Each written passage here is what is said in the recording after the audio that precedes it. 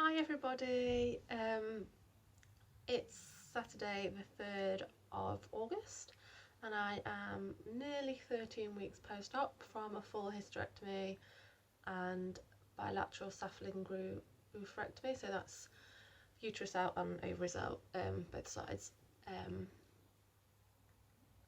for PMDD. Now, I don't know if you can tell, I have kind of just been crying, not kind of, I actually have just been crying.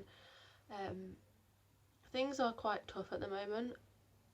I have said this like a million times to 1,000,001 people.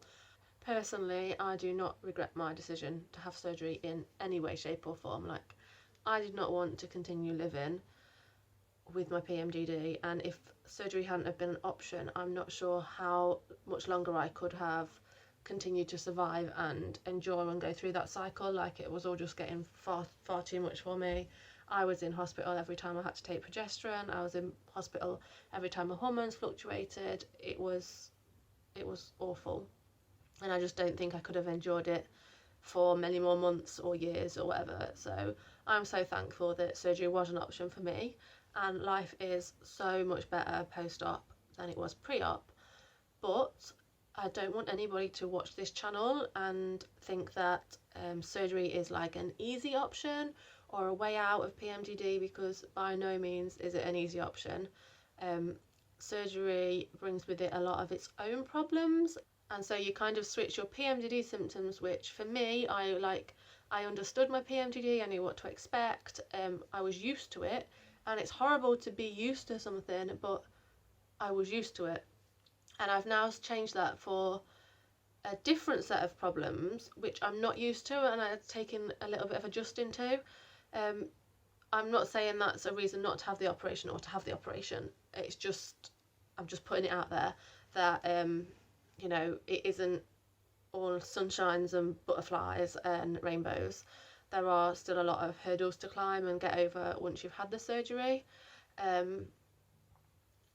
Like, for me, surgery definitely wasn't a full stop to my PMDD journey. It was sort of a semicolon, and it was a pause, and now life's taking sort of a different path and a different journey, and I'm having to get used to lots of different symptoms. Getting my HRT right is probably going to be a journey of its own.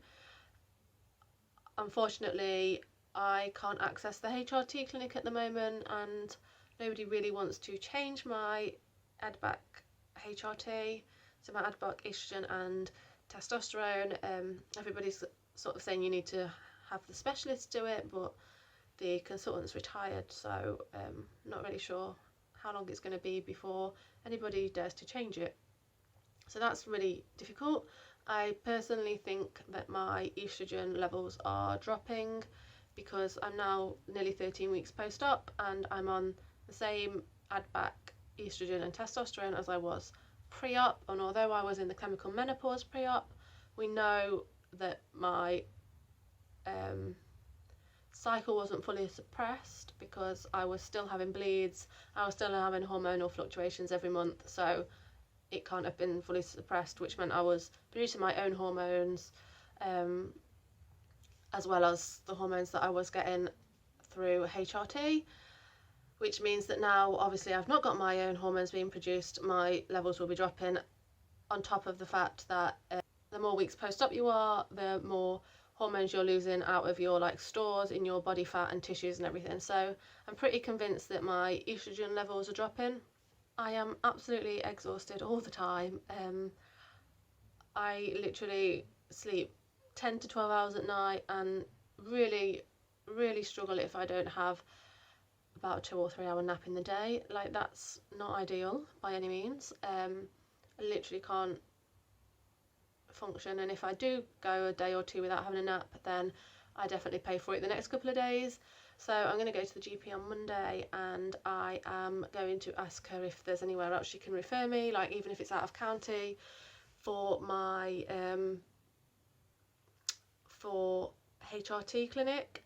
And I'm also going to ask if she can do a blood hormone panel screen, and potentially maybe like some routine bloods just to check that I'm not anemic, or that my thyroid's all in balance, because I do know that your thyroid can be affected by the menopause. And also I have been on iron tablets because I was anemic back in December, and the course of those stopped a few weeks ago, so I don't know maybe if that's playing a part, but yeah, this tiredness is not fun at all. At the moment, the sort of further away from the op date and the more weeks post-op I get, the more I'm finding that I'm doing a lot of grieving, and it's kind of not the grieving that I anticipated that I would be struggling with. I thought the real problem that I would have would be with like grieving for the loss of my fertility, and that would be really bothering me. And up until today, that hasn't really been an issue. The thing that I've struggled with most is grieving for the loss of the last 17 years of my life. Like grieving for my childhood and for the trauma that I've been through and all the experiences that I've had, which have been quite negative due to PMDD. A lot of grieving for everything that I've lost. I feel like I have worked and fought so hard to get to where I am, and like that I have nothing to show for it, but my psychologist did remind me that out of it all I've got one of the most important things, or I've got the most important thing, which is I've come out of it alive, and from here I can choose to sort of dwell and be saddened by the fact that I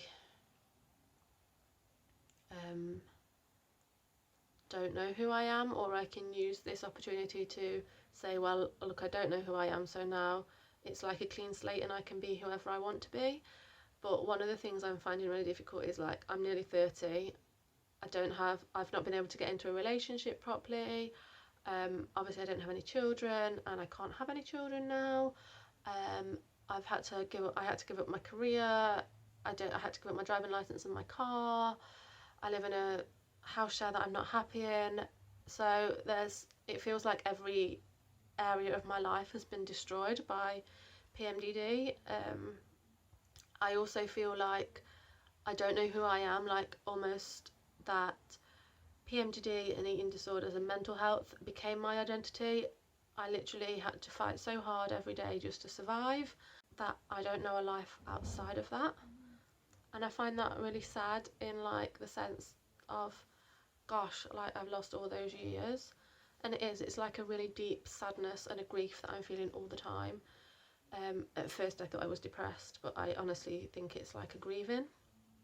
So that's been really difficult. And then for the first time today, like I was at a big family party, and I'd been so looking forward to seeing all my cousins and their children, and then it really hit me today. Like I was sat there where everybody was talking about babies and milestones and just babies in general, and often I would sit at these things and think, oh, you know, one day that'll be me. I've always just wanted my own children. That's all I ever kind of wanted out of life, was to have a family. I was a very maternal person. I wasn't really that career minded. I just thought I want children. And then today I was like, wow, that's never going to be me. And I was really tired because I'd not managed to have a nap, and I was really hurting because post-op I found that I get like a lot of like backache if I can't sit with my legs crossed for a majority of the time, or have a lie down. Like my core feels really weak, and by the time I got home it just all got on top of me, and I just like burst into tears, and I was so sad. It is a real deep sadness that I feel like I'm feeling, and I've spoken to some other people that are around the same sort of time post-op as me and around my age, and they are also feeling the same. So I know that I'm not alone in it, but I feel that a lot of people don't understand me. I think friends and family are scared to ask, you know, or even bring up the fact that I've had a hysterectomy, so people don't ask about that. I think everybody expects me to be well, so I tend to just kind of put on a brave front and say that I'm okay. And yeah, it's just a really tough time. But I guess if you are watching this and you have friends and family that have got PMDD and are maybe going through the same, or if you're watching this and you have got a friend or family member that's had a hysterectomy, like, please don't be afraid to ask. Like, actually, like, if you think that you're protecting us by not asking, for me personally, obviously I can only talk from myself, it comes across as that you don't care, and like, why is nobody asking? I've had this major operation and nobody's even asking how I am. And sometimes, you know, it's good to just know that somebody is there and cares, and yeah, that sometimes we just need somebody to listen, or somebody just to say, you know, we recognise that you've been through a big operation and it's okay to grieve and it's okay to feel that way. And yeah, that's the other thing, that if you have had surgery, if you've had a hysterectomy, and for any reason, it doesn't have to be for PMDD, but for PMDD in particular, like, you know, for me, I'm finding that I'm grieving over everything that I've been through with my PMDD, and that's completely okay, and it's completely valid, and you can feel a whole range of emotions, and that is okay. Like, just because you've had the operation or surgery, it doesn't mean that everything's magically fixed. I know that that's some people's impression. Like, one of the things that somebody said to me the other day was, well, you've had your ovaries out and you've had the surgery, so does that mean you don't have PMDD anymore? And I was like, no, have you not, like, understood anything that I have told you in the past? Like, I just tried to explain that PMDD is how my brain responds to hormonal fluctuations. I've had my ovaries removed because they were what causes my hormonal fluctuations. I've had surgery on my ovaries. You've not taken my brain out, therefore everything that I have been through, the trauma, the conditioning, the anxiety, the learned responses, the coping strategies, all of those things that I used to manage my PMDD, I'm still having to work hard to unlearn them, as it were. Yes, I don't need to rely on them anymore, and I can control it. If I get a thought come in, I can use all my strategies to keep myself safe and to control it, but they don't just go away overnight just because you've had your ovaries removed. Like, my brain is still there. They've taken my ovaries out, not my brain. It takes time to heal, and it takes time to change habits and behaviours, and yes, I've changed the behaviours, but my way of thinking hasn't changed overnight, and my brain automatically goes to that place. Like, if I get anxious or angry, I still get the urges to self-harm.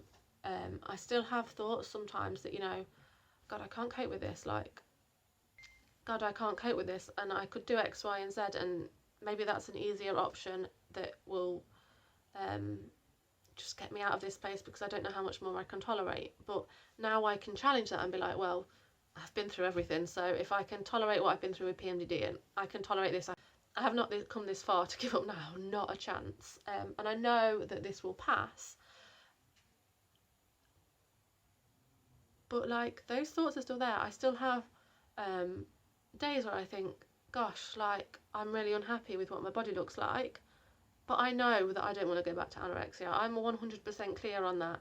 And sometimes I end up going the opposite way, in that I think, gosh, I don't want to go back to that place, and it scares me so much that I could end up back in that place with anorexia, that I will go out of my way to make sure that I eat something to challenge those thoughts and to make sure that I don't go back to that place, because the last thing that I want, although I'm not happy in this body, I'm a lot happier in this body than I was when I had anorexia. Like, I can't explain how bad the body dysmorphia was and how horrendous I thought I looked and how I felt about myself at that time. It was horrible, and I would never ever wish that on my worst enemy.